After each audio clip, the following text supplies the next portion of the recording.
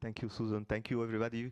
First, thank you because we are still here after 3 very intense and intensive days and discussions. So, and wishing all the best for those who are already in their airplanes on their road back to their respective homes. So I would like to invite to join me on the stage our 3 moderators / rapporteur from the 3 thematic tracks of this forum.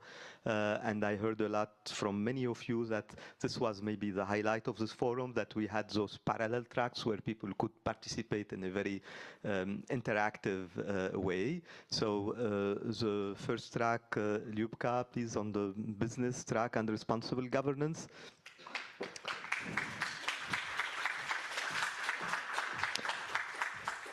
And to make the scene better from a gender perspective, so I would like to invite Michael from the inclusive peace track, so to take the middle, and Paola, AI ethics track, please join us. Thank you.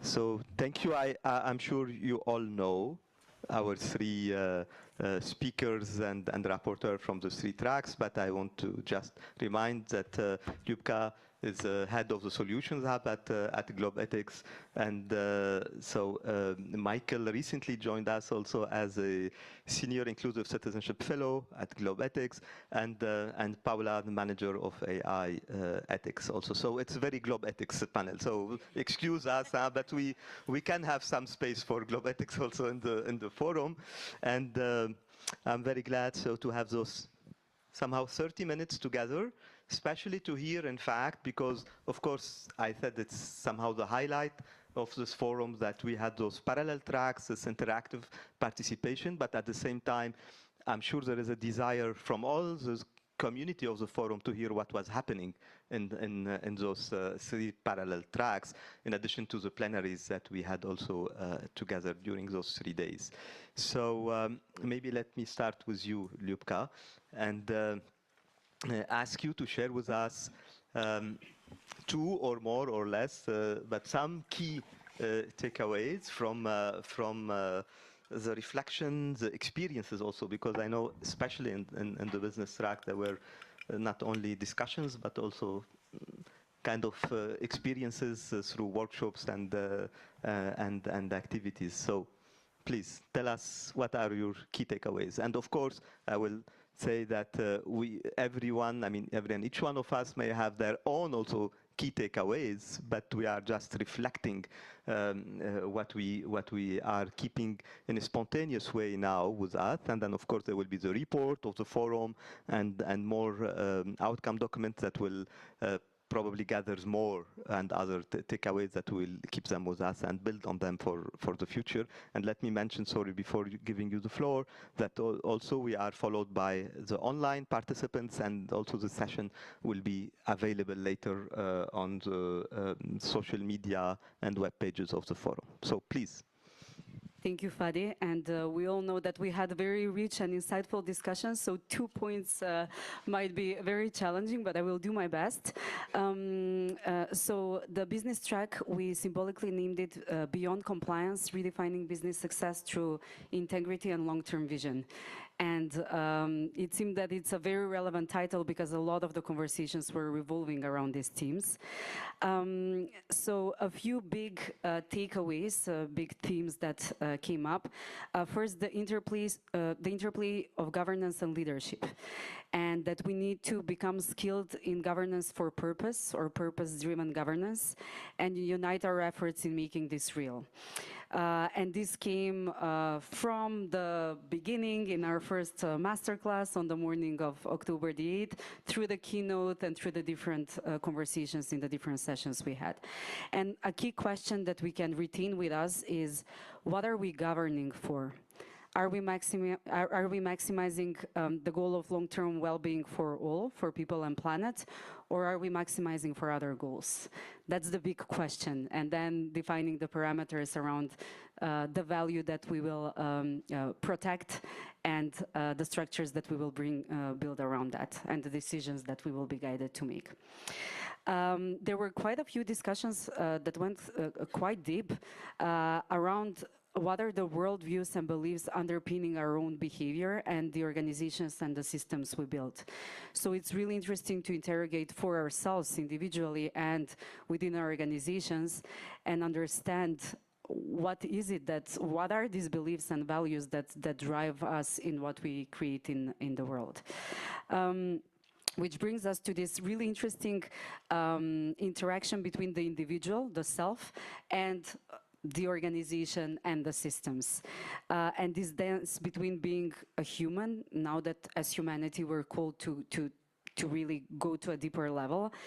But we know that as leaders, particularly in business, we operate still in structures where the definition of success is quite limiting, right? So how do we navigate and reconcile the tension between this need to execute and to ensure the short-term sustainability of our organizations and our financial flows and our employees, while having a big long-term vision that goes at the level of well-being for people and planet. So we need to also recognize the reality in which business operates, and this came up as another point with some voices that are very much present in business today, kind of sharing that, you know, this pressure on execution in the short term is very present, it's very real, and the pressure for survival, especially in this very complex setup of geopolitical tensions,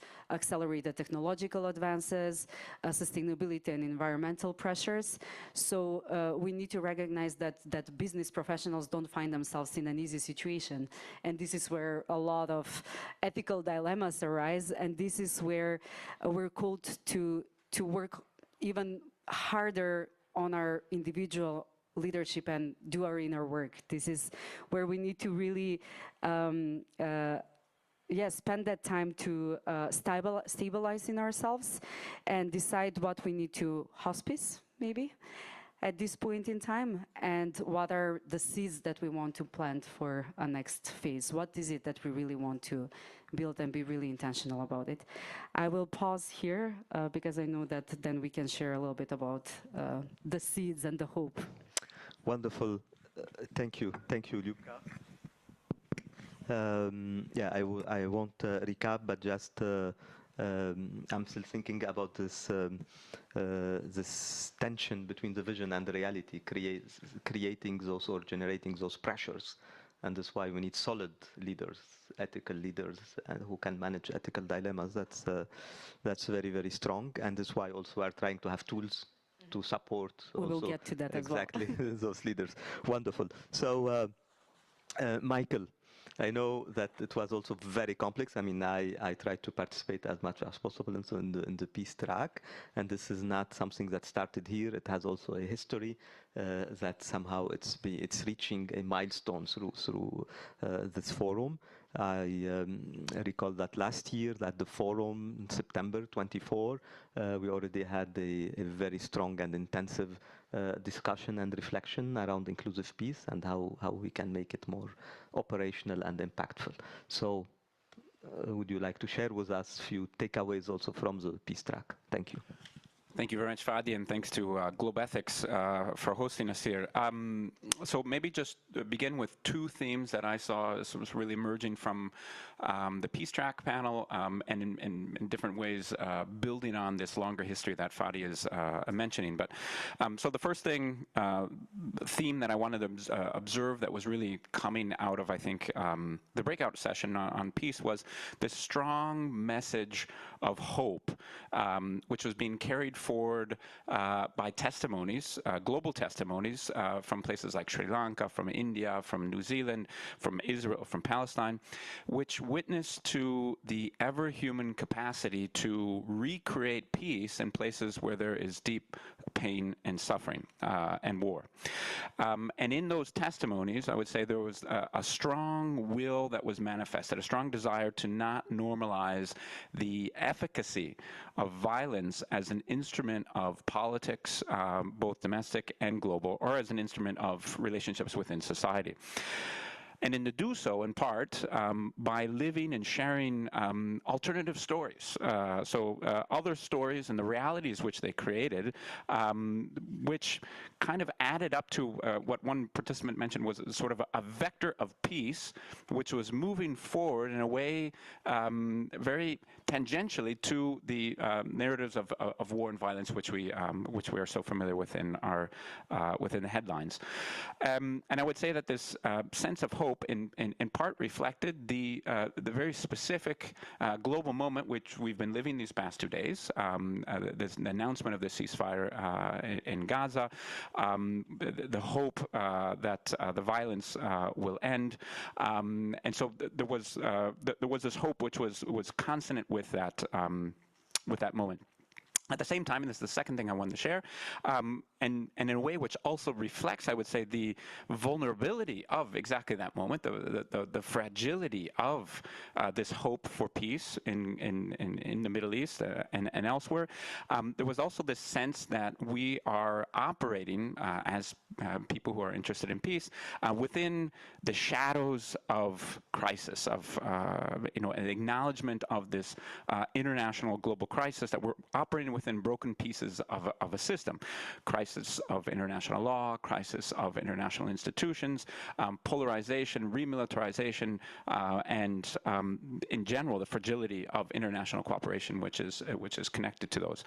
And so there was this desire to respond to those vulnerabilities, also at the level of global politics.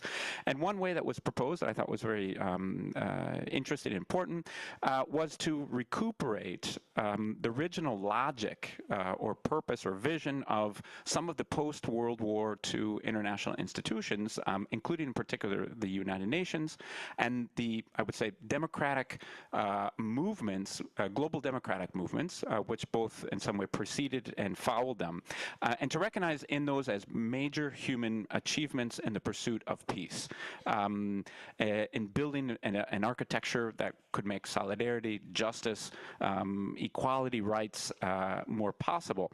And so to recuperate those norms, that vision, and to try to reform them as non-violent, human-based non-violent forms of politics. So I would say hope, hope for peace, hope that peace is actually a possibility, and also experiences of international fragility and channeling those into alternative vectors of peace. And then there was much also other rich things I said, and maybe we can say more about that later. Thank you. Thank you, Michael. Also, that's very strong, I would say, takeaway that you are sharing with us. This capacity is a human capacity, either on the individual or movement, collective level, to make peace emerge from situations that are extremely, absolute suffering and violent situations. That's a very strong and a full of hope message. Thank you so much. So, Paola, we are moving towards, I'm tempted to say the future, but it's so much our present also. It's not the future. AI and AI ethics and safety and inclusivity, and I saw the vibes in the room, incredible. It was like AI vibes. We're seeing neural networks happening within the room. So what are the takeaways from the AI track? Thank you, Fadi. Good afternoon, everyone. Indeed, but I would like to highlight those were very human vibes. And full house, indeed. So yes, first of all, I'd like to thank you, all of our AA experts, participants, because we had full house, diverse voices from Bali, Indonesia, India, Africa, Latin America represented. So very diverse discussions. And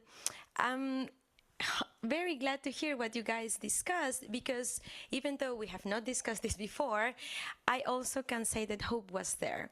And in this digital era, it's very easy to choose between one of two pathways, either the hype of AI, everybody wants to use AI, I don't know what for, but I want to use AI, or the horror of AI, which is it's going to replace my job, my data is going to be exposed, I'm not using AI. But we found a third pathway, Fadi, and that's the journey of hope. And actually, yes, we were very objective in terms of harms, risks that are happening now. And yes, we were discussing about catastrophic risks, but not thinking about future, but what's happening now. But at the same time, good use cases. And for instance, I don't know how many of the audience here is aware about this report that the Department of Employment and Workplace in Australia was published, and then we know that it was done by Deloitte, and most of it generated by generative AI. So now they're paying a huge fine because a researcher from the University of Sydney realized that most of the references were just created, they do not exist.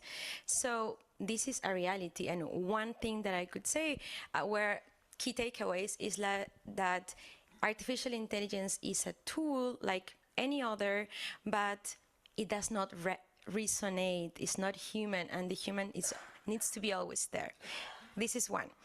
Second is trust, an element that was discussed in the 3 breakout rooms.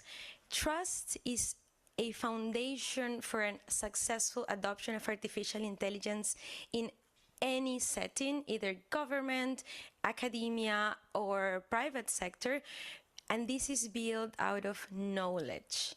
Everybody discussed the need of capacity building. Camilo here from UNESCO, Professor Asha from academia, everybody mentioned the need to understand what is this disruptive technology, how we can leverage its potential.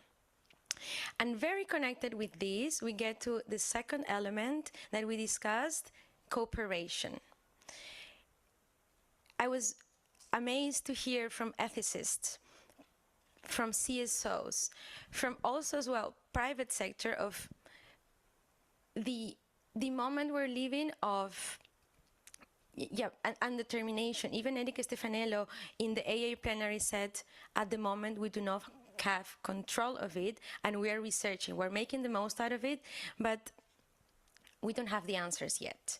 So the network of AI safety institutes, governments, civil society organizations, countries, member states, they need to cooperate, because one single actor will not find a solution to what promises to be a very important threat of this century. Third element, inclusion, and I think Hala, the president of the Swiss chapter of Women in AI, gave us several data and evidence that we really need to build an inclusive ecosystem of artificial intelligence. So I will not be repeating what Hala said, but this really stayed with us in our breakout sessions. We reaffirmed that in every discussion on artificial intelligence, we need to have every sector represented. Fourth, and I will be finishing now, we reached to global AI safety, and this is one of our flagship projects that Globethics is developing at the moment, Track 2 Diplomacy on global AI safety. We remain very important that human rights lenses but must be in the discussion, that existential risks are happening now and it's not a situation of the future. And third, that this is not only a technical issue, but socio-technical, because it's impacting societies in every angle the way we see it. So yes, this is a bit of what happened. So the luggage is full of great ideas to take to the Impact Summit next February in India, and this is also the opportunity to thank again the organizers and Indian authorities to consider the Globethics Forum as a pre-event for the Global Summit happening in February in India. And I think all those takeaways will become part of this global discussion, hopefully even on the table of the state leaders too.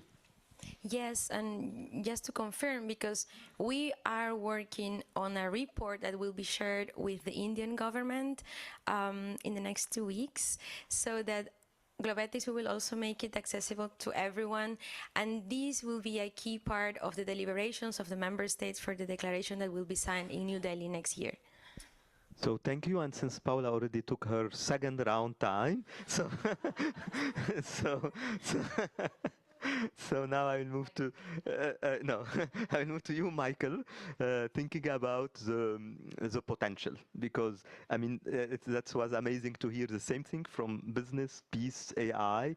The common word was hope, I would say, or this like a future forward perspective in a positive way, in a engaged way. We did not hear, for example, fear, or not here. Like we live in a context where there are pressures, tensions, challenges, risks, sufferings. But what you mentioned is really full of hope, and I love to see this across the three tracks. So from the inclusive peace track perspective, can we say something about where is the potential today, you know, and the source of hope for today and for the future? Sure, yeah. Maybe just backtrack just slightly. So a lot of hope, and I think what you say, that the absence of fear was very present, and I thought that was very striking. That didn't mean that pain was not acknowledged. So I mean, I think there really was this sense of suffering, which was trauma, and intergenerational trauma. That trauma was very much central within our discussions. But again, also the spiritual capacity to respond to that, and the hope in that humans can do that was a response to that. So taking this forward, a couple of things that certainly emerged. One was we kept on asking ourselves, is there here the basis of a new alliance of peace, a new alliance of actors who are emerging with a new narrative, which can be helpful also at the international level and can bring resources together. And I think that's a proposal that's on the table and that many people took up and were seen as a real possibility. One key element of that proposal, I think, would be its multilateral but multi-stakeholder approach. So a lot of the discussion included actors who are coming from faith-based communities, who are coming from religious traditions, and some of the previous meetings have been especially focused on that. But one of the things that distinguished today's meetings and yesterday's meetings was that you had people around the table from very different, from NGO backgrounds, from international institution backgrounds, from human rights backgrounds, and the recognition that that was a power, magnifier of this potential line. So I would say the multi-stakeholder, multi-sectoral approach was very, very important. We are, maybe just to share, we're working on a document which builds and tries to capture some of that sense of multi-stakeholder collaboration, but also some of these lessons of hope, of sharing, of where faith actors working together with other actors can be a voice for peace together. And so we're working on I'm working on a document that's trying to express some of those things, and then will be made to the public. Wonderful. So stay tuned. We'll be made to the public in end of the year, January. Yes, will hopefully, be online, yes. And source for new discussions and maybe new initiatives based on this. And I would like to mention and thanks our strategic partners in this process, in addition to all the knowledge partner collaborating together on this inclusive peace track, the Interparliamentary Union, the IPU, Welton Park, and the Office of the High Commissioner for Human Rights, Face for Rights initiatives, and all the other partners who joined us and working together this trajectory. So this will be a key milestone in January with the publication of this document and hopefully generating new initiatives also in this field. Ljupka, I turn to you to give us also the signs of hopes or potentials that we can keep building on. Thank you. Yes. So potential that requires further engagement would be, so something that came up very clearly is that we need more governance literacy at all levels and practical tools that turn dilemmas into shared, well-reasoned choices. So in one of the breakouts, we're looking at what kind of governing tools do we have and we're aware of and we use, and there was quite some, there was alignment around some of the tools, but then there was also alignment in how how often these tools are misunderstood or not used well, or they're not, the understanding of, for example, company values is not really embodied or shared across the different levels of an organization.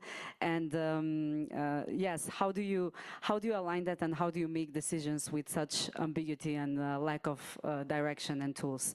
So I'm really happy that we had this lab on ethical decision making today. Thank you to those of you who joined, because these are Globethics efforts to contribute to this landscape. So hopefully this is something that we will be able to contribute with. And then talking about hope and connected to this potential of further engagement. We did hear about this new ISO standard on purpose-driven organizations and governance, which is this biggest collective process of actually aligning of what we're governing for, and do we want to maximize well-being for all. So that's something that brings hope. In some of the sessions, even though we were talking about the complexity of multiple crises coming together, there was even this reflection that the word crisis is connected to hope. So even though there's fear, also in the masterclass, we were discussing that an antidote to fear is hope, and nurturing this hope as a leader. Then there was this also hope that the world order is reshaping and power centers are being redistributed, and there is new leadership in emerging economies. And then what was most striking to me also personally was, or most inspiring, is to see some of the entrepreneurs' examples. If by any chance you missed the business plenary, I encourage you to go and see the recording of two impressive entrepreneurs from Kenya and Egypt, actually really role modeling what is a business of the future, one that is purpose-driven, that is anchored in strong values. We had a Helmi from Egypt talking about a vision of 200 years.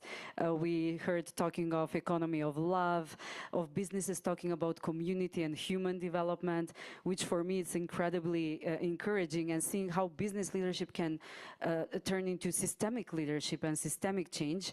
And I just want to end on one statement that one of the entrepreneurs mentioned, which is that systems change, us wanting that or not, and they usually change by crisis or enlightenment.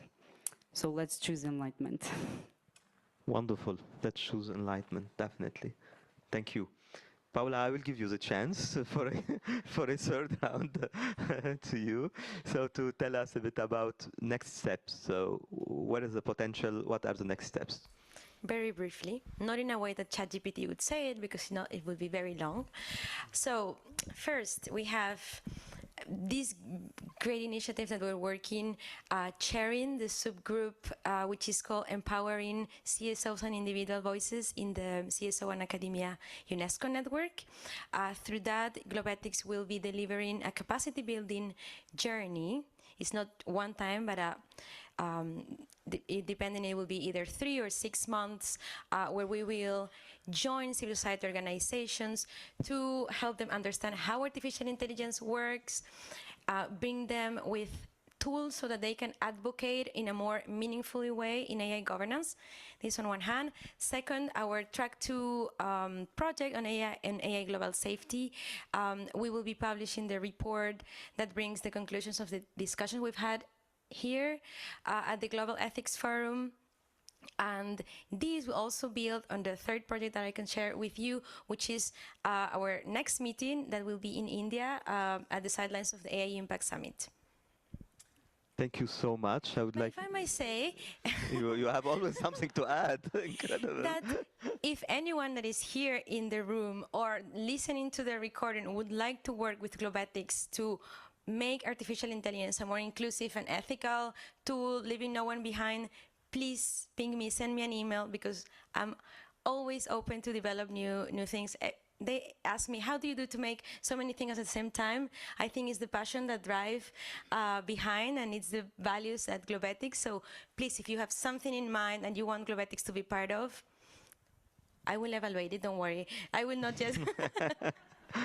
To just build on that in terms of what Globethics is working towards. So we mentioned tools. So we want to connect these different threads and what we've learned into practical tools and learning experiences and more tailored support. So the AI piece is one of them. And to add to the work around the civil society organizations, we are really looking to engage with business and support the responsible use and development of AI as a competitive edge. So that's something we're looking to develop and to engage on. And then when it comes to responsible governance, ethical dilemmas, and decision making, we're also preparing programming to actually put these tools into practice. So very much looking forward to anyone that is interested to engage and contribute. Wonderful. Last word, Michael, would like to add anything?